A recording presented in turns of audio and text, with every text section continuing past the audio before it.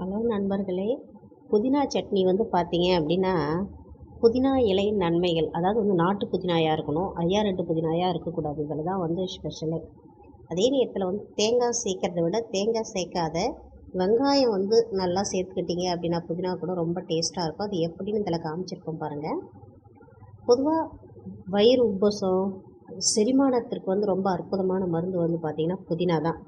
வாய் துர்நாற்றம், அதாவது வந்து வாயிலேருந்து ஸ்மெல் வந்துக்கிட்டே இருக்குது, அந்த ஸ்மெல் போக மாட்டேங்குது அப்படின்னா, புதினா இலைகளை வந்து நல்லா ஒரு துவையல் செய்து சாப்பிட்டுக்கிட்டே வந்தீங்களா, வாரத்துக்கு ஒரு 2 முறை 3 முறை அவ்வளோ டேஸ்ட்டாக இருக்கும்.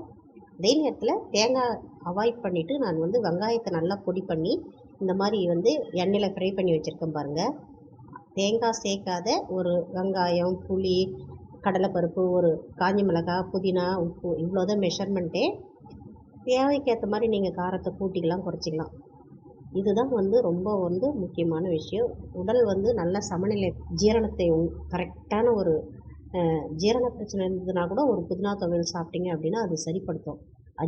அஜீரண கோளாறை நீக்கி அற்புதமான ஒரு சட்னி தான் புதினா சட்னி. இந்த மாதிரி இட்லி கூட சாப்பிடும்போது அவ்வளோ சூப்பராக இருக்கும். நீங்களும் ட்ரை பண்ணி பாருங்கள். வாய் துர்நாற்றம் போகணும் அப்படின்னா வாரத்துக்கு ஒரு 3 நாள் சாப்பிடுங்க புதினா துவையல். அவ்வளோ சூப்பராக இருக்கும். ட்ரை பண்ணி பார்த்துட்டு கமெண்ட் பாக்ஸில் போடுங்க.